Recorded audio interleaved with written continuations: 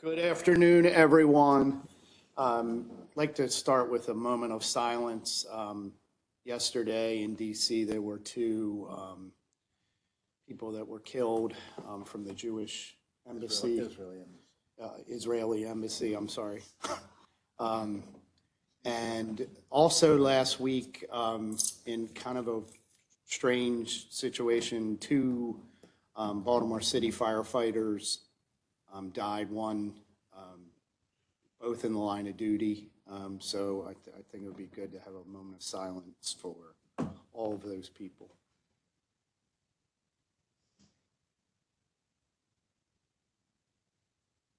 Thank you so much.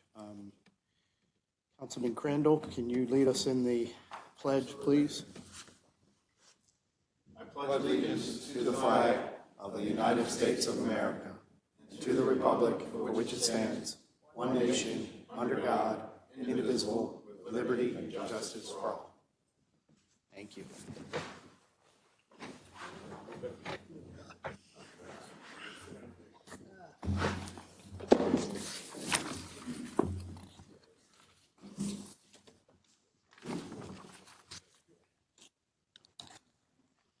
Mr. Secretary, you ready?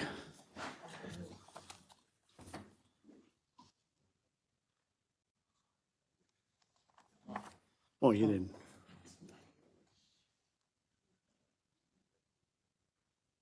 Nice. Legislative Day 10 will now come to order. So we're going to go right to our, we have enrollment of bills first, right? Okay. So is there a motion to approve the journal for the meeting of May 5th, 2025? So moved. Second? Okay. All in favor? Aye. Aye. And the journal is approved. Councilman Marks, by the way, is online. He wanted to be here today, but his son is graduating from University of Maryland College Park today, this afternoon. It was originally supposed to be this morning, and it's going to be tonight. So Councilman Marks is joining us remotely. Just wanted to give a quick shout out. Mr. Chair. Yes, sir. Mr. Chair, if I may just have a minute for a couple of acknowledgements. Absolutely, Councilman Crandall. Thank you, Mr. Chair. I just want to acknowledge our fire department, Chief Dixon. Thank you so much for spending some time with me on the possible tornado touchdown in the Dundalk area. And I also want to acknowledge DPWT and Lauren Buckler for her team's response in getting some resources out there for cleanup. So thank you both. Thanks to both departments. Appreciate it. Thank you, Councilman Crandall. Enrollment of bills. So bills 1825, 2225, 2325, and 2525 were passed by the council, signed by the executive, and are hereby enrolled. And now we'll go on to the budget message. I have a fairly lengthy message for the budget. As chairman of the Baltimore County Council, it is my privilege to deliver the County Council's budget message for fiscal year 2026. Today, I speak on behalf of my council colleagues, county employees, officials, and elected leaders at all levels of government, and most importantly, the residents of Baltimore County that we serve. This is my first opportunity to serve as chairman of the County Council. Having been first elected in 2022, it has been an eventful 2.5 years, and I want to acknowledge and thank my council colleagues for their guidance and leadership over the years and for placing their faith in my ability to lead the council this year. My time as chair is certainly moving fast. It's almost June, and I believe we've gotten a lot done so far this year, but there is much more work for us to do for the rest of the year and beyond. I want to welcome everyone gathered here today, as well as those watching virtually. This includes the leadership and department heads in the county government and the partners we have in BCPS and the public school system, Community College of Baltimore County, the library system, the Sheriff's Office, and the State's Attorney's Office. I also want to acknowledge and welcome all our elected officials in attendance. Our success as a county is dependent on partnerships with our state delegation and with our senators and representatives at the federal level. I would also be very remiss if I did not acknowledge our county executive. Please join me in expressing our appreciation for County Executive Kathy Klausmeier.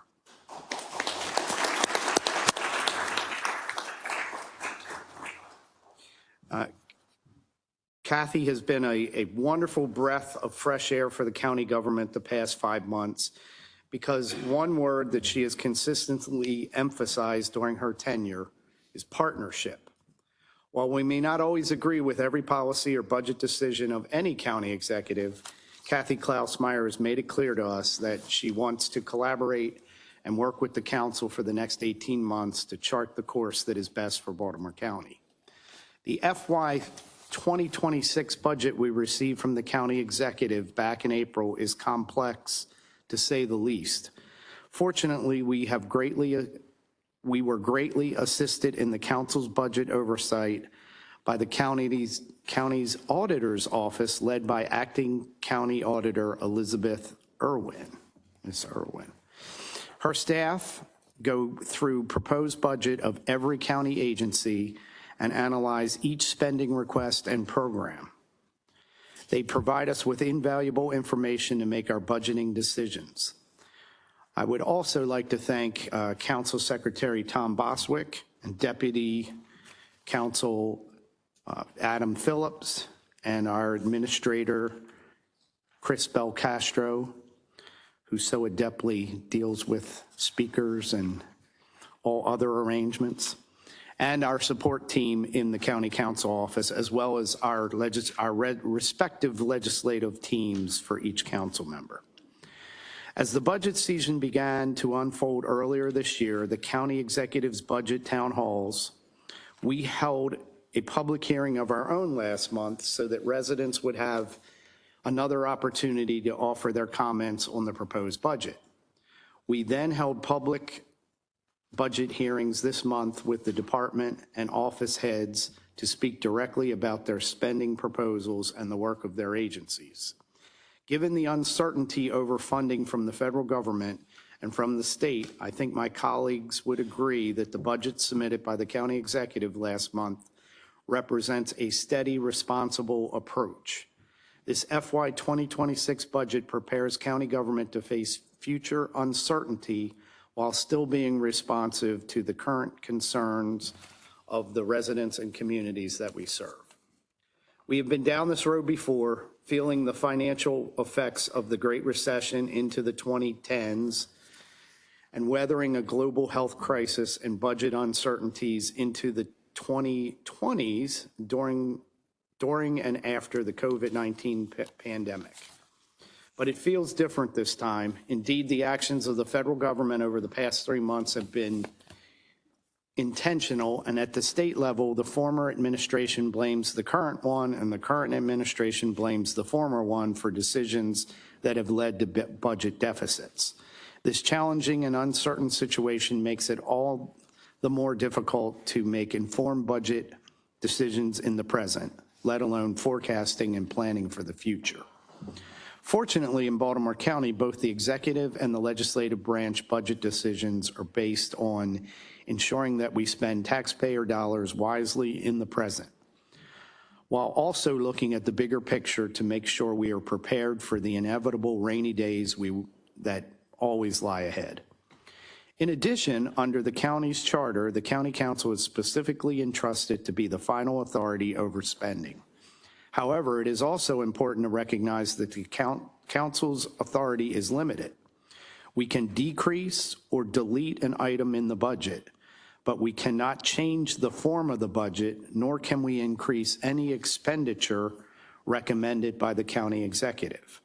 So we can cut, we can't add, and we can't transfer.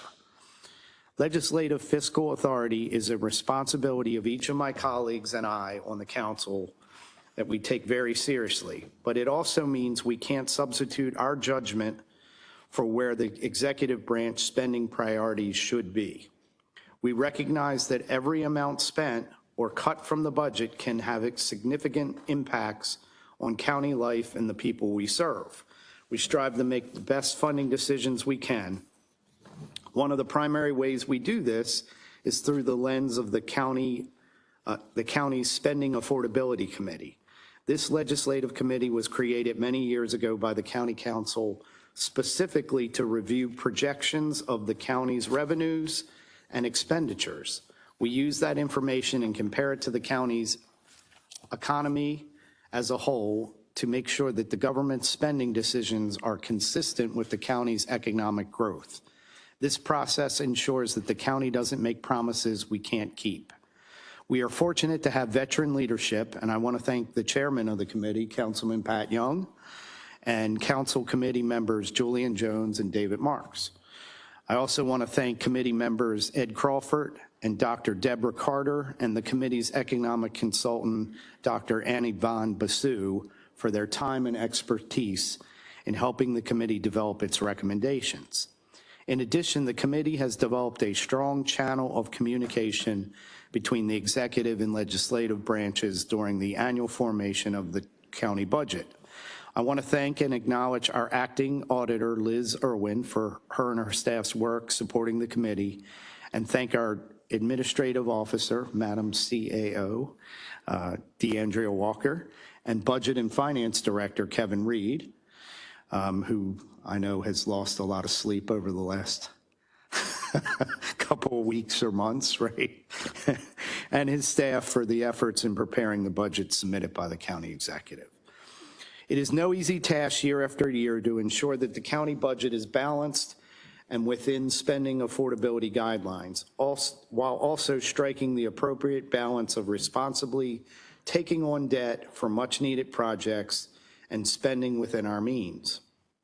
The budget submitted to us last month provides essential funding for functions of government, education, public safety, transportation and infrastructure, recreation, housing, and the environment while preparing for an uncertain future. Today, for fiscal year 2026, we adopt a total operating budget of $4.78 billion, which includes a general fund budget of $2.89 billion. During our review of the budget, we looked hard at potential reductions. Aside from a decrease totaling $6.6 million, which is an amount of the county grant to the county revenue authority for Rocky Point Clubhouse construction that I will speak about later, we ultimately determined that no other spending cuts were feasible this year. Although we saw potential budget flexibility in a number of areas that were identified by the auditor staff, ultimately we are keeping the executive's budget essentially intact. The budget we approved today is $92,000 below the Spending Affordability Committee spending guidelines, and we also approved the projected rainy day fund in the amount of $275 million, representing the minimum required 10% of general fund revenues, with a prudent view of additional surplus funds available. This decision is consistent with the recommendations of the bond rating agencies. Yet another example of Baltimore County's fiscal discipline is the fact that we are funding the government without raising the property tax rate for, and this is very impressive, for the 37th year in a row, we have not raised property taxes in Baltimore County.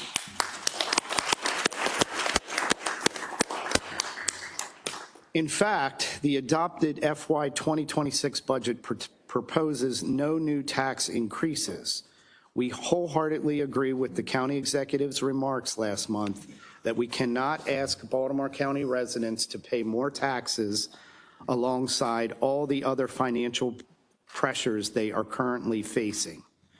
In addition to holding the line on taxes, the county is once again maintaining its AAA bond rating from all three major rating agencies. This is a testament to the county's overall financial decision-making and this across-the-board rating is given to fewer than 2% of counties nationwide, which again is very impressive. This has become almost routine for the county's budget message to recognize this accomplishment. After all, this is the 30th consecutive year that the county has achieved that very high rating. But we don't take it for granted, and it cannot be overstated just how challenging it is to achieve each and every year. This is especially true when we see the state of Maryland, Washington, D.C., and even the federal government were recently downgraded one level in the face of economic uncertainty resulting from the federal workforce reductions and spending cuts. Costs are increasing for just about everything, including the cost to borrow money, and the AAA rating saves the county money and interest because we are able to attain the best rates possible. This council will continue working with the executive branch to keep an eye on the situation and look for ways to keep the county's financial outlook on the right track. Before I discuss the details of the FY 2026 budget we will be adopting following this budget message, I want to touch on two items from this council in 2025 that I think are important and will have historic significance in the years to come. The first is the expansion of the county council. My colleagues and I have been working on this issue almost since the 2022 election. We initially created a work group in 2023 to study the structure of the county council and to make recommendations on a number of issues, including the size of the council. We took that information in the work group's recommendations, and Councilman Pertoka, as chair, introduced legislation last year to expand the council from 7 to 9 members. Although the council expansion is an issue that advocates have been in favor of for over 20 years, we were the first council since the county became a chartered government in 1956 to take a very serious look at this issue. We could have easily kicked the can down the road, but instead we chose to act decisively. We recognize that Baltimore County has changed since 1956. It's changed a lot. Not only has our population more than tripled, but our demographics have changed dramatically. We are now a more racially, ethnically, and culturally diverse county than ever before. And a bipartisan majority of this council passed Bill 4724 last summer.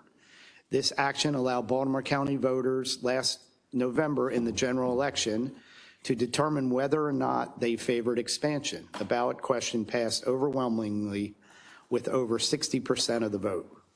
In January of this year, we created a councilmanic redistricting commission to prepare a redistricting plan and a map for the 9 council districts.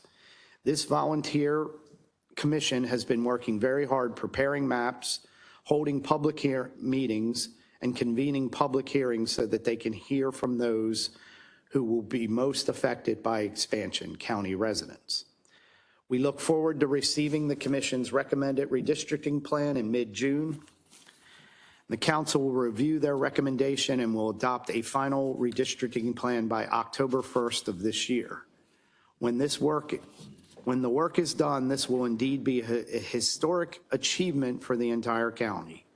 With 9 new council districts and a fair election fund offering publicly funded local campaigns for the first time in 2026, we will have an opportunity like never before to seat a council that is truly representative of the residents we serve for many years to come. The other major item we took on was the election of the new county executive. Following the election of then County Executive Johnny Olszewski to the U.S. Congress last November, we undertook an unprecedented and transparent process for the council to elect a successor as required by the county charter. For the next 2 months, we posted an announcement for the county executive position on the county council's website. We received emailed comments from the public. We held virtual and in-person public back on December 10th to hear qualities and attributes county residents were seeking in their next county executive. We narrowed the field of applicants from 12 to 5 finalists, and we brought the finalists to the county council chamber for public interviews on December 16th. We had a field of well-qualified candidates, especially the 5 finalists. But as said back on January 7th, when we made our choice, one candidate stood out above the others for her experience in state government, her representation of county constituents, and her ability to solve problems. So it was an easy decision for the council to unanimously elect Kathy Klausmeyer as the 15th Baltimore County Executive. And it is also important to acknowledge that the County Executive Klausmeyer is the first woman in the history of our county to be elected county executive. And I think that deserves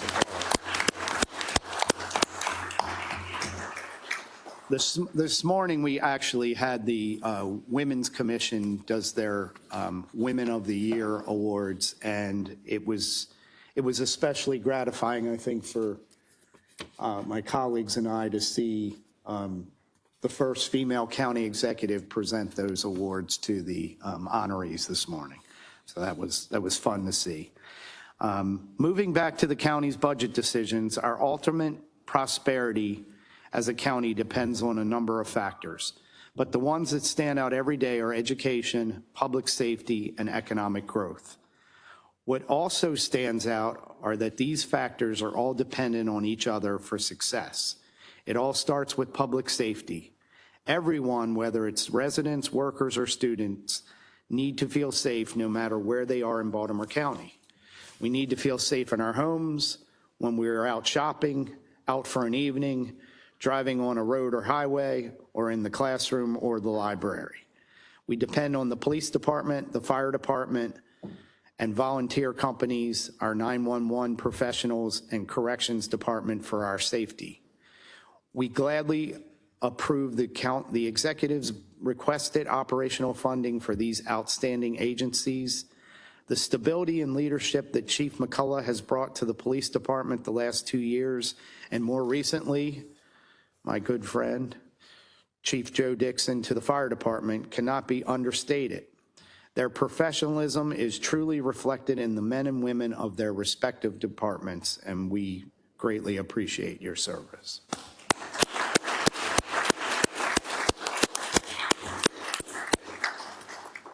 And not to forget, the work of our 911 professionals sometimes goes unnoticed because they're behind the scenes, but not by the county council. Last year, the entire council sponsored and passed Resolution 3424, supporting the goals of the Federal 911 Saves Act of 2023 and the Enhancing First Response Act to reclassify 911 operators at the federal level as first responders. We encourage Congress to pass these bills in recognition of the great work of our 911 operators and their vital role in our public safety system. In a few weeks, we will also be voting on Bill 3325, which will enhance the pension benefit for 911 personnel so that it is more in line with public safety colleagues in other departments. I'm confident the bill will ultimately pass.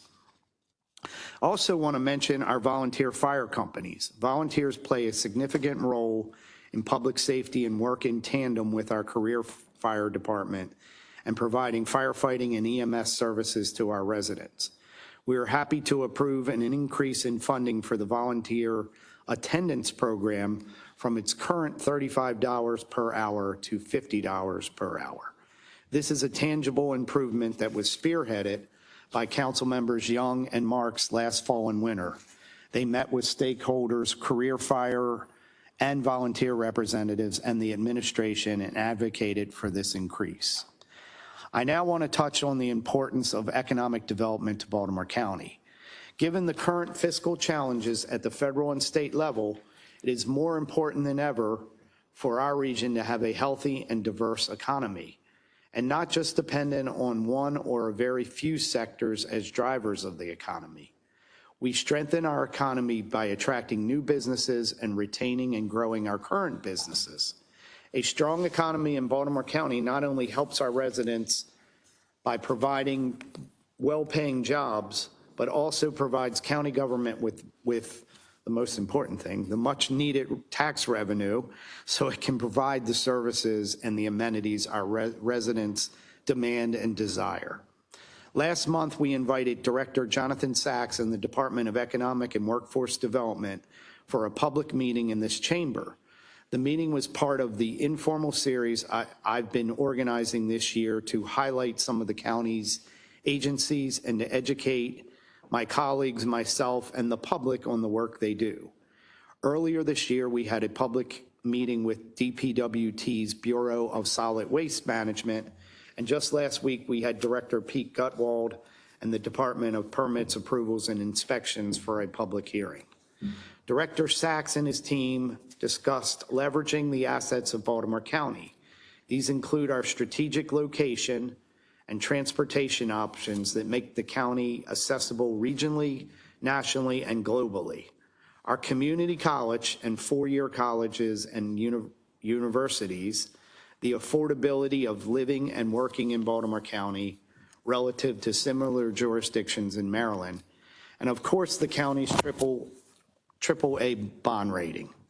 It also involves targeting the right industries such as transportation and logistics, healthcare, information technology and cybersecurity, aviation and defense, manufacturing, professional services, and real estate.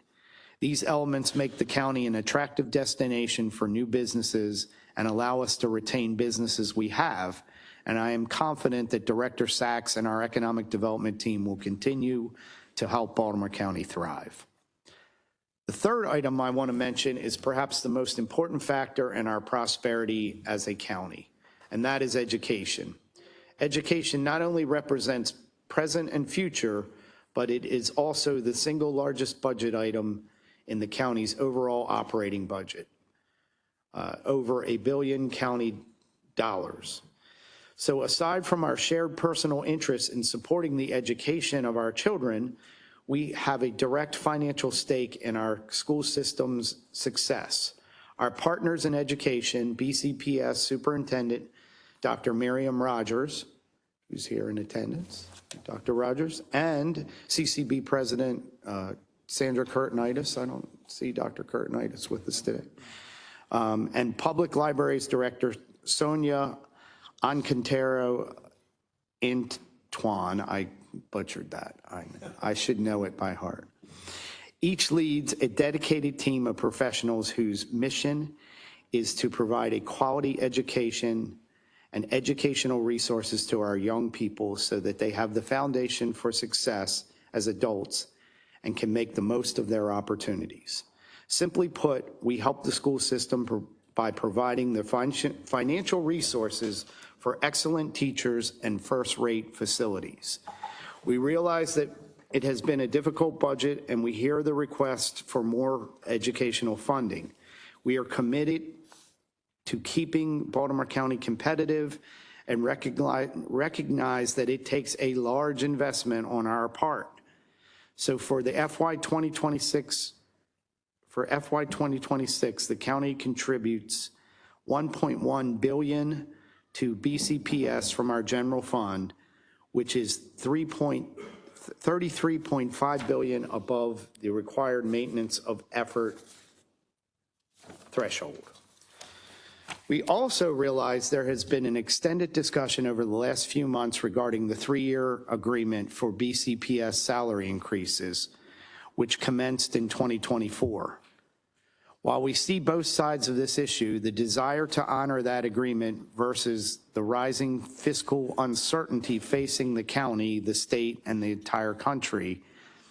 In fact, over the last few weeks, we've heard from a multitude of teachers and parents regarding this issue, and my colleagues and I have had spirited debate about it during our budget deliberations last week. The current situation is very frustrating for us on the council because we are supportive of BCPS, the Board of Education, and of course our teachers and BCPS employees, but we also recognize the current budget constraints. In fact, Dr. Rogers spoke of the unprecedented budget conditions during her budget hearing with us last week. It is important to realize that under the county charter and state law, we cannot wave a magic wand and add money to the executive's submitted budget or decide how or where monies allocated to BCPS should be spent. During our budget deliberations, we tried to be creative and looked at ways to encourage BCPS to use whatever budget flexibility they may have to find the money to fund those raises. We even considered conditional appropriations as well as cuts to their budget as an incentive to BCPS and to demonstrate our view of the urgency of the situation. In the end, a majority of the council voted not to make those cuts nor impose those conditions. But I hope our message to BCPS is clear that it needs to find the funding to honor the expected salary increases to the greatest extent that it can.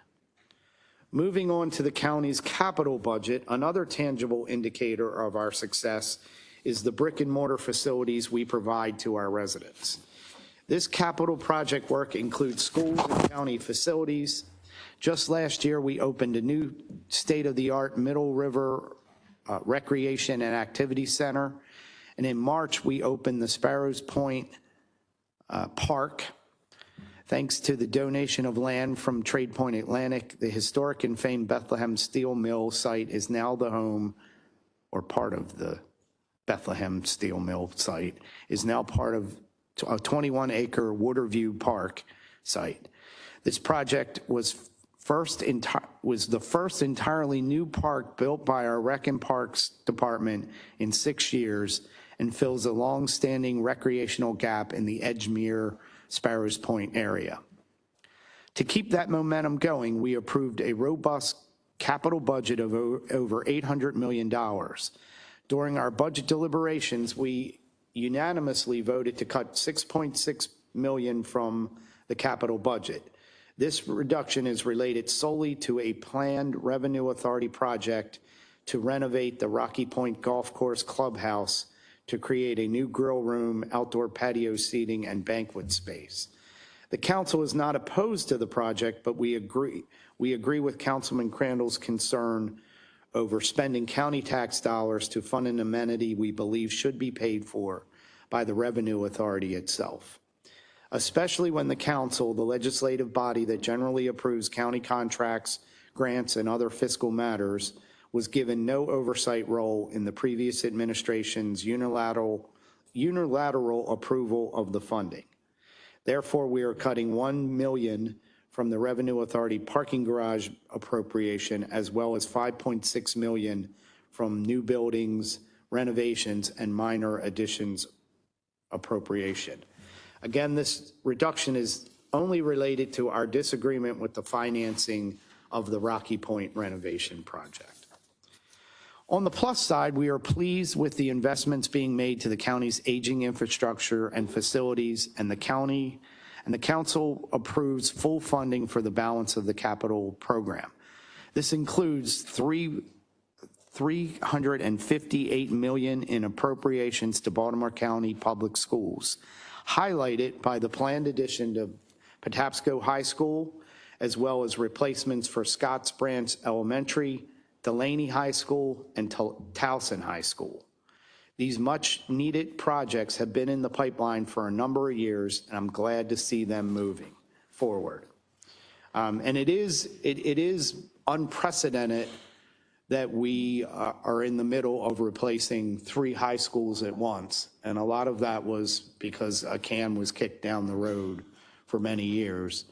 So we'll have a new Lansdowne High School fairly shortly. We'll have a new Towson High, or a like new Towson High, and soon thereafter, hopefully, the Delaney High will be finished as well.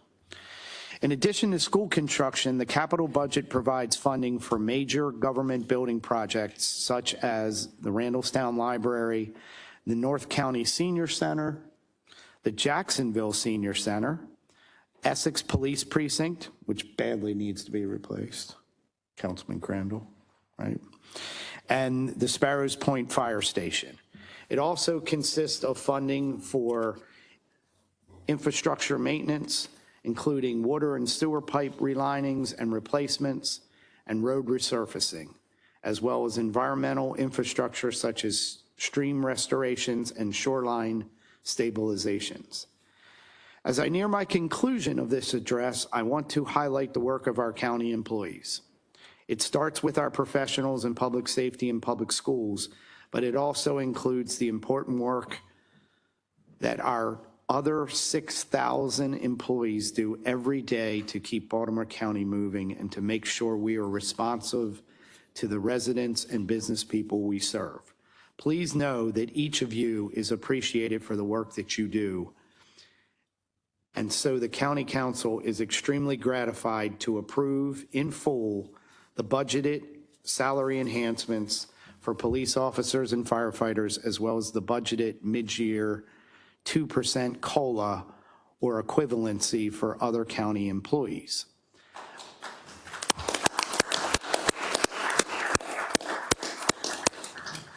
I also want to emphasize that the FY 2026 budget that we will adopt today is a sensible budget. It represents an effort to provide as much as we can for our residents while not raising taxes, and at the same time being fiscally responsible in our spending and where we allocate those dollars. We never forget that county money is really your money, and my colleagues and I will always do our best to look at the county government through that lens. During the budget hearings and our deliberations, a number of other specific issues came to our attention to warrant brief comment. These comments are set forth in section 4 of this budget message. Finally, I'd like to say a few words about our upcoming holiday weekend. Next year, our country will be celebrating its 250th birthday. I remember the 200th birthday in 1976, and it's hard to believe that almost 50 years have passed so quickly. Thanks for reminding me of that, Secretary Boswick. I do remember it as a 10-year-old. It either means I have a great memory or I'm just getting old, or maybe both. But it also means 50 more years of liberty and freedom in our great country. But our democracy doesn't just happen, it comes at a great cost. So during this Memorial Day holiday weekend, as you're enjoying time with family and friends, please take a moment to give thanks to the men and women who serve our great nation, and especially those who have lost their lives in wars and conflicts, protecting us and our freedom.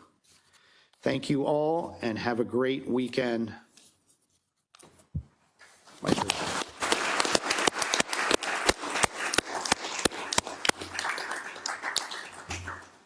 Okay, Mr. Secretary. Will you now read, I think we have bills for introduction?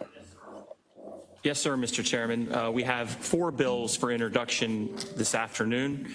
The first is Bill 39-25, sponsored by Councilman Marks, addition to the Baltimore County Final Landmarks List. Next is Bill 40-25, also sponsored by Councilman Marks, zoning regulations, assisted living facilities, conversion of existing commercial buildings.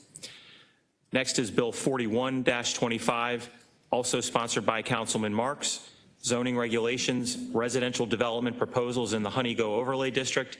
And finally, Bill 42-25, sponsored by Councilman Marks, zoning regulations, out-of-water storage facilities for commercial fishing, shell fishing operations. Again, those 4 are for introduction only this evening.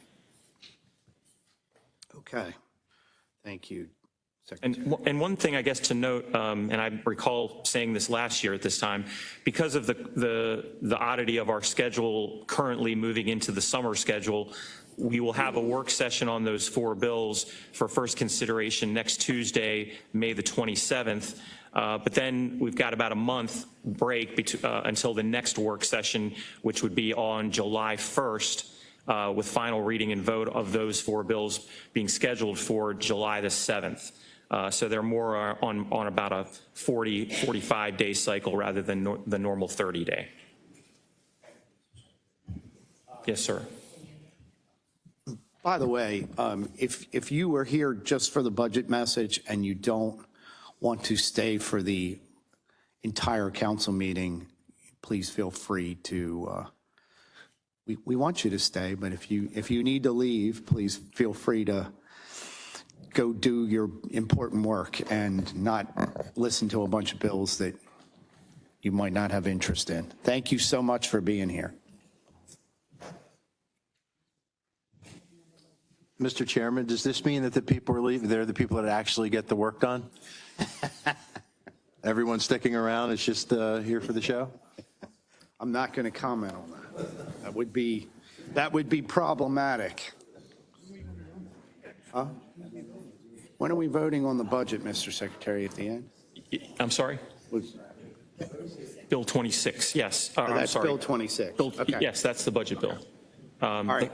So do you want to now call bills for final reading and vote, Mr. Yes, sir. So the first bill on the agenda for final reading and vote is Bill 24-25. This is sponsored by all council members. This is the 2025 Basic Services Map Bill. This bill was extended on May the 5th, so it is up for final reading and vote today. Okay, and I think there's some amendments to the bill, or to the... Yes, there are. There are 3 amendments, and I can go through each one of them. Okay. The first is actually sponsored by you, Mr. Chairman. This amendment to the Basic Services Transportation Map would state that the commuter shed, it would amend the transportation map in that part of the bill and would state that the commuter shed, including the intersection of Charles Street and Bologna Avenue, Kenilworth Drive, shall be redrawn to exclude the area of land within the boundary of West Joppa Road, Greenwood Road, and Chestnut Road as shown on the map that is attached to the amendment as Exhibit A and more fully described on the meets and bounds. Do we want to vote? Yes. Okay. So if there's any discussion, or then there can be a motion in a second. Does anyone have questions about the First Amendment? None? Is there I'll motion to approve it. I'll second. Okay. Can you please, Mr. Secretary, please call the roll on the First Amendment? Certainly.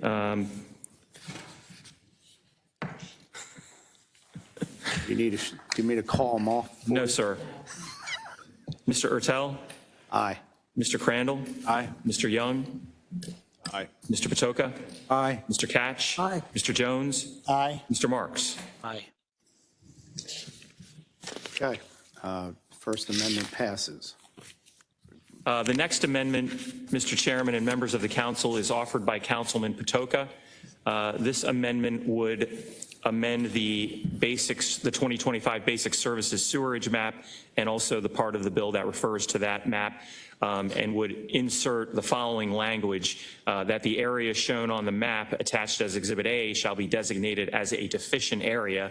And this is essentially the same that Mr. Patoka offered last time this year, related to the areas near the ramp at JFX, West Joppa Road, and near Green Spring. Councilman Patoka, did you want to say anything, or? No, I would just say thank you, Mr. Chair.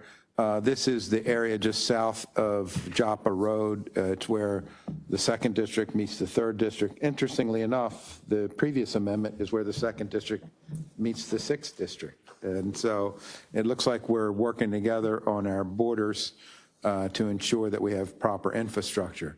I met with many of the advocates, and the data they shared with me showed that the manholes, the lengths of pipe from manhole to manhole in that area just south of Joppa Road were somewhat alarming in terms of the capacity, the amount of sewage that's flowing through those in both dry and wet conditions. So thank you, Mr. Secretary, for defining those as deficient as I requested. Yes, sir. Any questions for Councilman Patoka? You want a motion? Yeah. Motion? Second. Mr. Secretary, please call the roll on the Second Amendment. Yes. Mr. Ertel, Aye. Mr. Patoka, Aye. Mr. Catch. Aye. Mr. Jones, Aye. Mr. Marks, Aye. Mr. Crandall. Aye. Mr. Young. Aye. Okay, next amendment. Then we have one more amendment, Mr. Chairman and members of the council. This amendment is offered by Councilman Marks, and this amendment would add a sentence to the end of the bill as an uncodified Section 5, and would state that, be it further enacted, that the Baltimore County Council strongly urges that funding be identified in the Maryland Department of Transportation Consolidated Transportation Program to complete safety improvements along the Eastern Avenue corridor from Bowley's Quarters Road to Wilson Point Road, coordinated with all development activities along this route, and that any county improvements should be identified in the forthcoming small area plan and other documents. And that's the sum and substance. And again, this is an uncodified section at the end of the bill. Councilman Crandall, did you have a comment? Mr. Secretary, I'll co-sponsor Councilman Marks' amendment. Yes, sir. And I will as well. Yes, thank you. Thank you. Is there any questions about the amendment? I'll motion to approve. So seconded. Mr. Secretary, do you want to call the roll on the third amendment to Bill 2425? Yes, Mr. Ertel, Aye. Mr. Marks, Aye. Mr. Crandall, Aye. Mr. Young, Aye. Mr. Patoka, Aye. Mr. Catch, Aye. Mr. Jones. Aye. Okay, the amendment passes. Are there any questions or comments from the members on any of the amendments or the bill in front of us? None? Is there a motion to approve Bill 2425 as amended? So move. Second. Okay, we have a motion and a second. Mr. Secretary, please call the roll on Bill 2425 as amendment. Mr. Ertel, Aye. Mr. Catch, Aye. Mr. Jones, Aye. Mr. Marks, Aye. Mr. Crandall, Aye. Mr. Young, Aye. Mr. Patoka. Aye. Okay, Bill 2425 as amended passes. Mr. Secretary, next bill, I believe is 2625. That is the budget ordinance. Yes, Mr. Chairman and members of the council, the next bill under your consideration is Bill 26-25, the annual budget and appropriation ordinance of Baltimore County. Okay, and Mr. Secretary, I believe there is an amendment. Did you want to read that? Yes, so this amendment essentially codifies, or I should say really memorializes the results of your budget deliberations a week ago, Thursday. What it does is it reduces on page 36 of the bill under the capital budget, it strikes the amount of $204,635,432 and substitutes $198,035,432. And that represents a $6.6 million decrease or reduction in the budget. There's also, at the end of the bill on page 36, we insert more specific language that states that refers to that in the capital budget supporting detail on page 105 with the project title and program, that the appropriation is decreased by $5.6 million from $95,066,864 to $89,466,864. And on page 108 of the capital budget supporting detail, again, under the specific project number and title, 1 million of that appropriation is deleted and thereby reduced to zero. And again, that memorializes the results of your deliberation to decrease that $6.6 million amount. Any questions from the members on, is there a motion to approve the amendment? Motion. Second. Okay, Mr. Secretary, can you please call the roll on the amendment? Councilman Crandall, did you have a, okay. the amendment for 2625. Yes. Mr. Ertel? Aye. Mr. Patoka? Aye. Mr. Catch? Aye. Mr. Jones? Aye. Mr. Marks? Aye. Mr. Crandall? Aye. Mr. Young? Aye. Okay, great. The amendment passes. Is there a motion to approve Bill 2625 as amended? So move.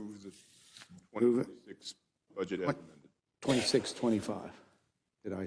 No, I just was stating the 2026. Trying to mess. Oh, And there's second. okay, great. Thank you, Councilman Young. So we have a motion and a second. Mr. Secretary, can you call the roll on Bill 2625 as amended? Yes, sir. Mr. Ertel? Aye. Mr. Young? Aye. Mr. Patoka? Aye. Mr. Catch? Aye. Mr. Jones? Aye. Mr. Marks? Aye. Mr. Crandall? Aye. Okay.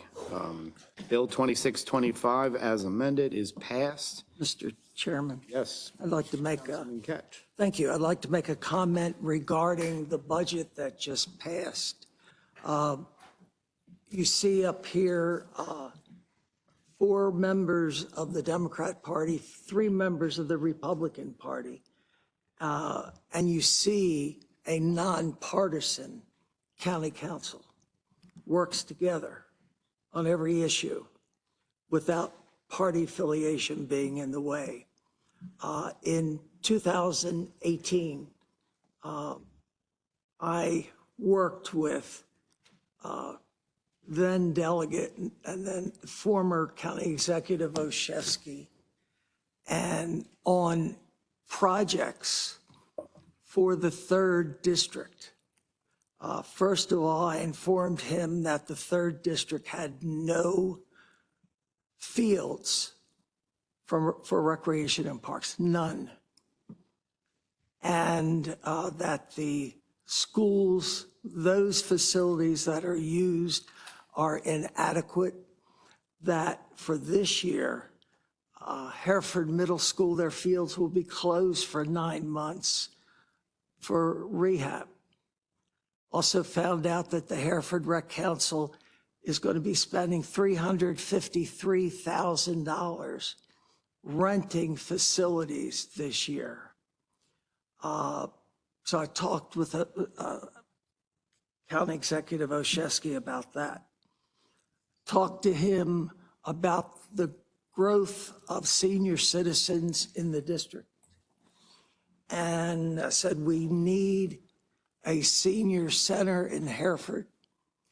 The one in Jacksonville is overcrowded, so we need a new one in Jacksonville. I also let him know that we needed to replace Delaney High School. And I told him the same for Towson High School as well. And despite the fact that he is a Democrat, and our current county executive is a Democrat as well, both County Executive Oshesky and our current county executive have, in this budget, put the final amount of money needed to fund everything that the district needs, including $280 million for a new Delaney High School, money for a new Towson High School, $49 million for the Hereford Senior Center, $18 million for the Jacksonville Senior Center, $7 million for the Belfast Road Recreation and Parks facility, and money to upgrade other recreation facilities in Lutherville, Timonium, et cetera. So despite the party differences, we were able to work together and resolve all these issues. And I can't begin to tell you how much I appreciate the work of the current county executive, Kathy Klossmeyer, the former county executive, Oshesky, and the members of this council when you look at the news and see what's happening in Washington, the fighting back and forth, not working with one another, compared to what's happening here, I can't say enough how proud I am to be part of this council. Thank you. Thank you, Councilman Ketch. Councilman Jones? Thank you, Mr. Chair. I don't know if I can match those numbers. However, but I will co-sign to what you said. We certainly work well together, and I'm very happy and proud to be a member of this council. So thank you. Thank you, Councilman Jones. I forget where we were. I think we're on Bill 2725, or starting. That's on. correct, Mr. Chairman. Bill 2725 is, I do know where I am. I just couldn't, I lost my place. It's a shame. You threw me off with all those numbers. Bill 27-25 is the annual, or is the property tax bill. This bill would set the county's property tax to be fixed at $1.10 on each $100 of assessed valuation of such property. And the rate of county taxation for such taxable year for personal property is fixed at $2.75 on each $100 of assessed valuation of such property, which I believe is unchanged. Yes. All right. Is there a motion to approve Bill 2725 or a question? I'll move it. Second. Second. Mr. Secretary, please call the roll on Bill 2725. Mr. Ertel? Aye. Mr. Catch? Aye. Mr. Jones? Aye. Mr. Marks? Aye. Mr. Crandall? Aye. Mr. Young? Aye. Mr. Patoka? Aye. Get Councilman Marks.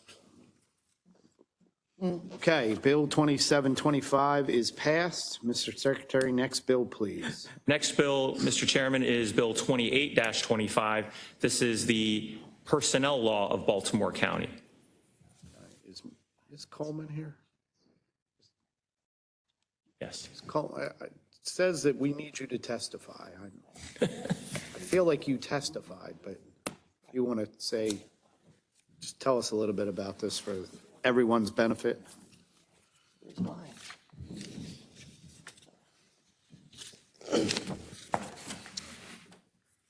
Good afternoon, everyone. Bill 2825 implements the changes to the classification and compensation plan as recommended by the Personnel and Salary Advisory Board or required as a result of the labor negotiations for FY 2026. Section 1 of the bill provides that pay schedules 1C, 1E, and 6P for classified employees are amended to adjust the pay schedules effective July 1, 2025. Excuse me. Section 2 of the bill provides that pay schedules 1, 1C, 1E, 2, 5, 6, 11, 12 for the classified employees are amended to adjust the pay schedules effective January 1, 2026. Section 3 of the bill increases the compensation for the chief and associate judges of the Orphans Court. Section 4 of the bill amends the pay grades for several positions. And Section 5 repeals the title of speech pathologist, audiologist, supervisor. And lastly, Section 6 of the bill amends a regulation in Rule 10 regarding standby pay and callback pay. And this will be effective July 1, 2025. Okay, thank you, Ms. Coleman. Any Thank you, sir. questions for Ms. Coleman?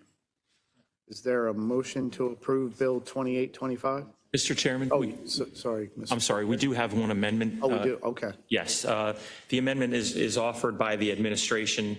The administration's amendments add pay schedule, and Ms. Coleman could make sure I'm getting this right, adds pay schedule 13, which covers the sheriff's office, like the pay schedules for correctional officers, 911 operators, and public safety supervisors. Schedule 13 adds a 9-year longevity. It also includes a mid-year 3% COLA And lastly, the amendments correct a technical error in the current and proposed pay grades for the chief, deputy sheriff, and undersheriff. That's correct. Thank you. We make a great team. Is there any questions about the amendment? Is there a motion to approve the amendment? Motion. Second. Mr. Secretary, please call the roll on the amendment to Bill 2825. Mr. Ertel? Aye. Mr. Jones? Aye. Mr. Marks? Aye. Mr. Crandall? Aye. Mr. Young? Aye. Mr. Patoka? Aye. Mr. Catch? Aye. Okay, the amendment passes. Is there a motion to approve Bill 2825 as amended? Move the bill as amended. Second. Okay, Mr. Secretary, please call the roll on Bill 2825 as amended. Mr. Ertel? Aye. Mr. Young? Aye. Mr. Patoka? Aye. Mr. Catch? Aye. Mr. Jones? Aye. Mr. Marks? Aye. Mr. Crandall? Aye. Okay, Bill 2825 as amended is passed. Mr. Secretary, next bill, please. Next, Mr. Chairman, Thank is you, Ms. Coleman. Appreciate you being here. And I know at our last work session, Assistant Chief Scott Ebert was excused from needing to testify, and I don't know that we need you to testify today either, but I'm right. notating that. Go ahead, Mr. Secretary. So I will call Bill 29-25. This is an administration bill from the current expense budget, assistance to firefighters. And as you indicated, Chief Ebert testified last time.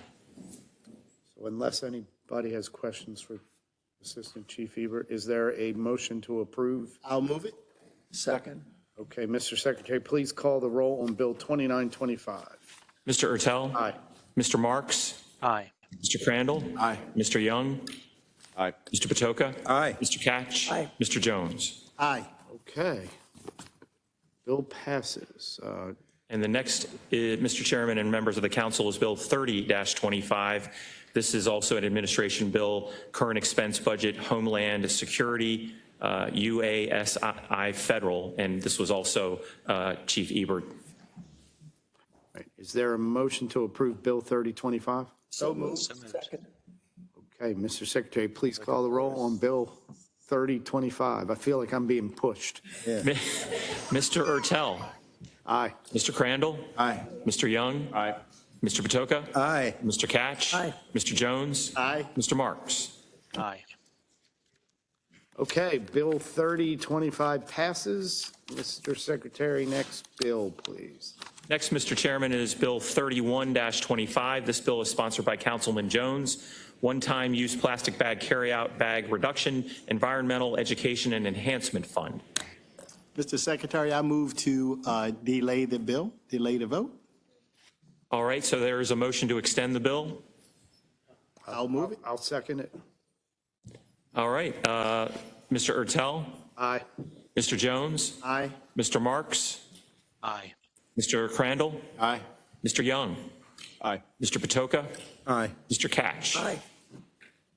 Okay, extending the bill passes. Next bill, 3225. Yes, Bill 3225 is sponsored by Council members Jones, Patoka, and Marks, large truck and commercial vehicle parking penalties.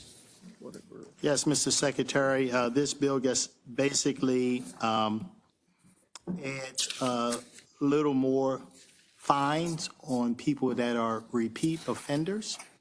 So the bill is gradual in nature and moves up after the third offense and caps off at $1,000 for people that have offended within a calendar year 5 times or more. And I believe we have an amendment? Yes, sir. The amendment really is a kind of a joint effort with the administration and working with Mr. Kroner from Government Affairs, as well as parking enforcement, to make sure that the bill was consistent from the towing standpoint with current county law. So what the amendment would do is remove the several references in the bill to towing that the county may tow, so that that the current county law related to towing a vehicle is what will control. So it really the amendment really simplifies the bill by removing a reference to towing, because there already is a towing enforcement in the county code under the enforcement subtitle of the county code. I'll move the amendment. Second. Mr. Secretary, please call the roll on the amendment to 3225. Mr. Ertel? Aye. Mr. Jones? Aye. Mr. Marks? Aye. Mr. Young? Aye. Mr. Patoka? Aye. Mr. Catch? Aye. Mr. Crandall? Aye. Okay, the amendment passes. Are there any, Oh, thank you. I would like to move the bill as amended and thank my co-sponsors for their support on the bill. okay, I'll second that. Mr. Secretary, please call the roll on Bill 3225 as amended. Mr. Ertel? Aye. Mr. Jones? Aye. Mr. Crandall? Aye. Mr. Young? Aye. Mr. Patoka? Aye. Mr. Catch? Aye. Mr. Marks? Aye. Okay, Bill 3225 as amended is passed. The council will now consider all fiscal matters. Extensive testimony was taken at the council's work session on May 13th, 2025. The witnesses who testified at the work session are available to restate their testimony if needed. If a council member has any questions regarding a particular fiscal matter, that item will be discussed as a separate matter. I will now call upon the secretary to read the cover letter for fiscal matters 1 through 10. Yes, sir, Mr. Chairman. First is fiscal matter 1, which is a contract with Associated Catholic Charities Incorporated. Fiscal matter 2 is an amendment to contract with Watkins Security Agency Incorporated. Fiscal matter 3 is a contract with MSP Superior Services Incorporated. Fiscal matter 4 is 3 amendments to contracts for on-call roofing services. Fiscal matter 5 is 2 amendments to contracts for on-call HVAC services.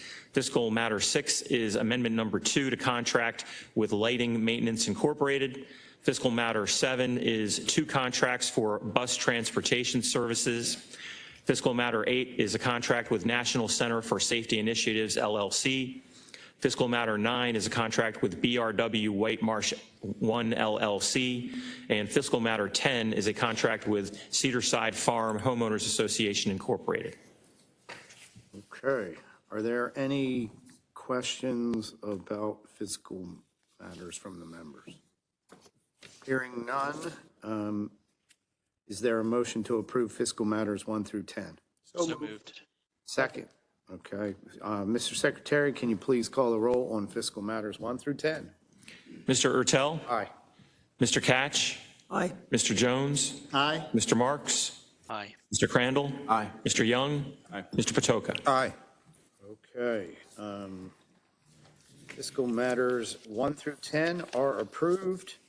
Mr. Chair, I think Councilman Patoka wants Major Wydick to come up just for fun. Just to speak. Major Wydick, we met Avenger today. Yes, very much so.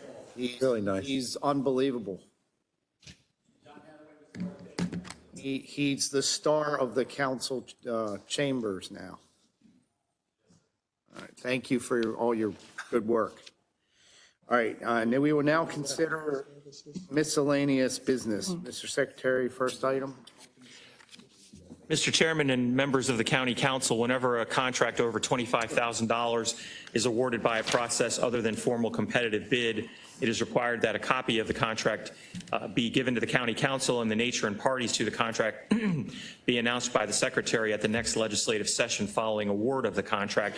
There are 2 such agreements this evening or this afternoon. The first is a purchase order with Aramark Services Incorporated. This is for the purchase of prepared meals for vulnerable residents at the freezing weather shelter. This purchase order was originally reported to the council as correspondence at the April 7th, 2025 council meeting with a spend of $60,123 as a result of an additional 2,000 meals provided during the shelter's activation. Version 1 of the purchase order is being reported to the council to document the 4,000 additional meals, which increases the total order value to $116,823. So the additional award total is $56,700. Next is a purchase order with Geiger Pump and Equipment Company. This is for the purchase of Onyx brand pressure rings and sensors for the Texas and Gray Manor sewage pumping stations. This purchase allows the Onyx system or parts to be used in conjunction with other current Onyx pump equipment in the award total of $29,774. There is one additional item, Mr. Chairman and members of the council. This refers to an item that I read back on April 7th, 2025. This was a supplier contract with AC Service and Repair Incorporated. As part of the review and follow-up of correspondence items by the auditor's office, it found that there was a discrepancy in the correspondence memo and the 902F justification. There was a discrepancy where one said $4,550,000 and the other said $550,000. And upon review, it was determined that it was a typo. So that supplier contract with AC Service and Repair Incorporated that I read from April 7th, 2025 should actually be a 5-year estimated award total of $550,000.